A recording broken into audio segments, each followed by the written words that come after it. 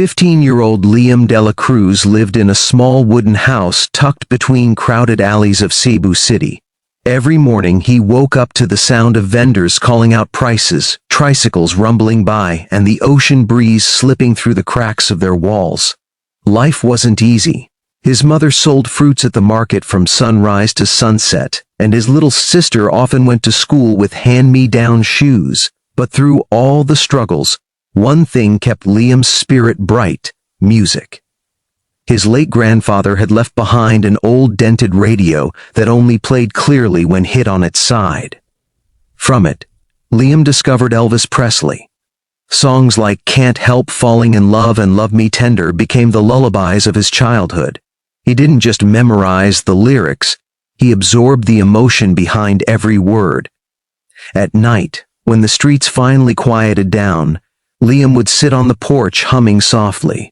His voice carried a warmth that made even the neighborhood dogs stop barking. One humid afternoon, while Liam helped his mother pack fruits, he started singing an Elvis tune to cheer up his sister.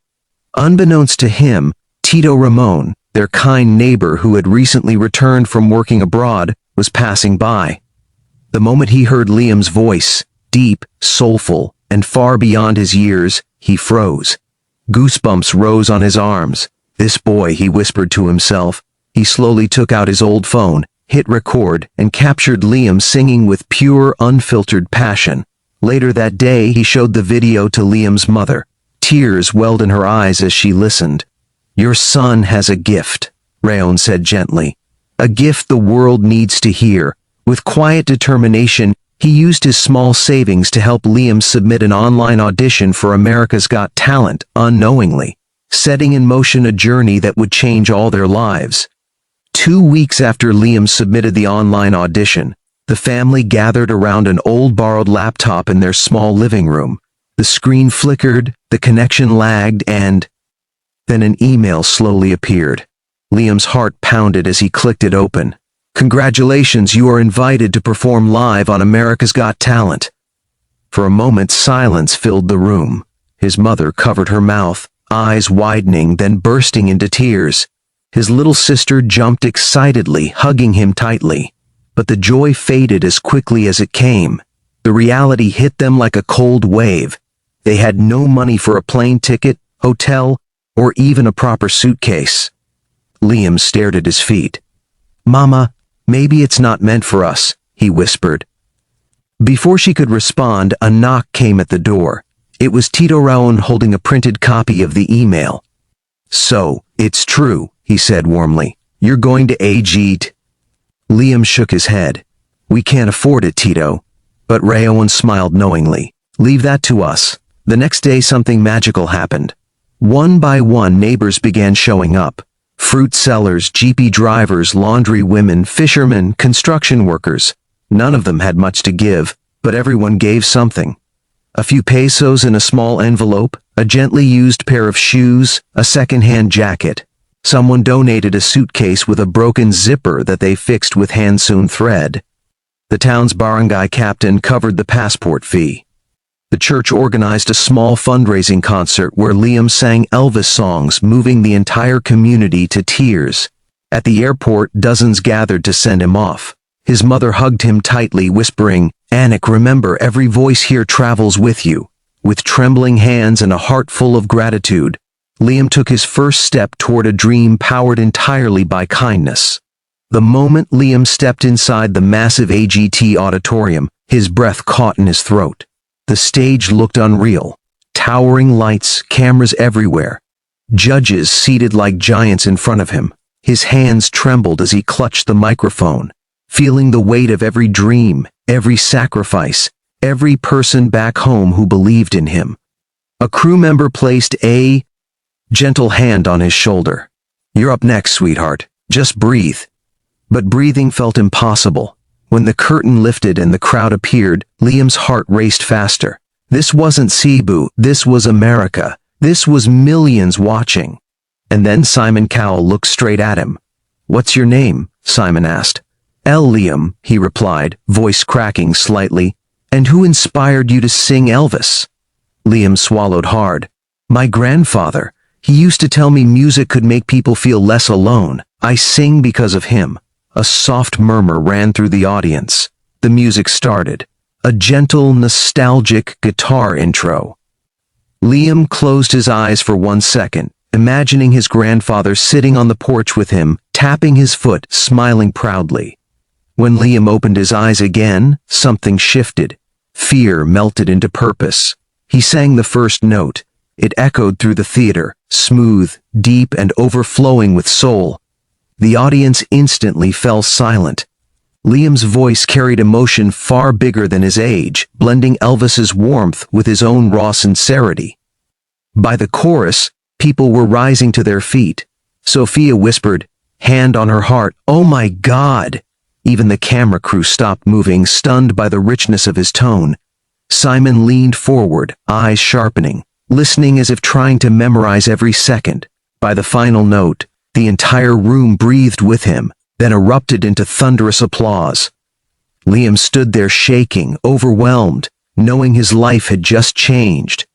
As Liam's final note faded gently into the air, a deep hush swept across the entire auditorium, a silence so powerful it felt like everyone was holding the same breath.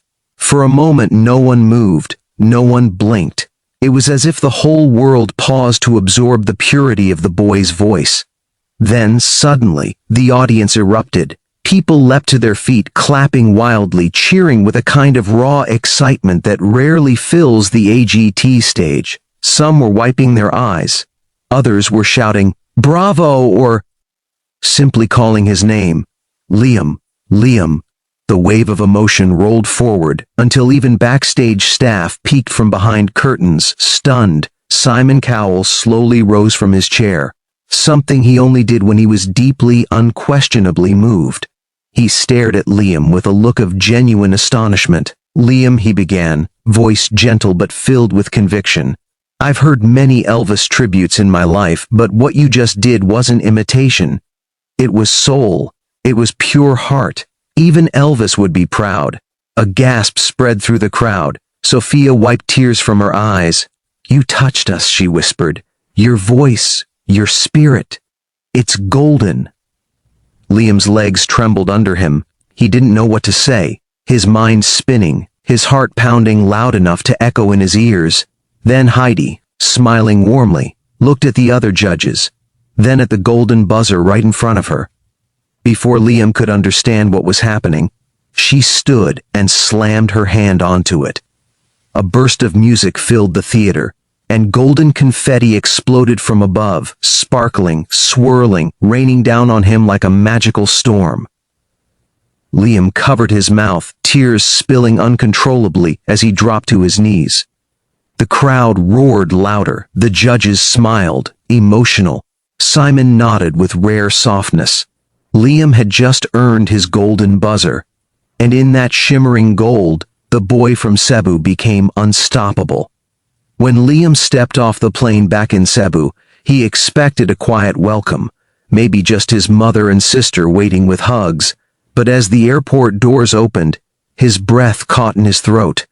Hundreds of people were there, the same neighbors who scraped coins from their pockets, the fishermen who paused work just to support him, the jeepy drivers who cheered him on, the children who watched his AGT audition on cracked phone screens. They were all gathered holding homemade banners painted in bright colors.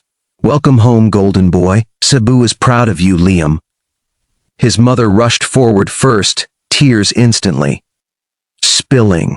She hugged him so tightly it felt like she was trying to hold every moment they had missed while he was away. His little sister jumped into his arms, confetti falling from her hair as she giggled.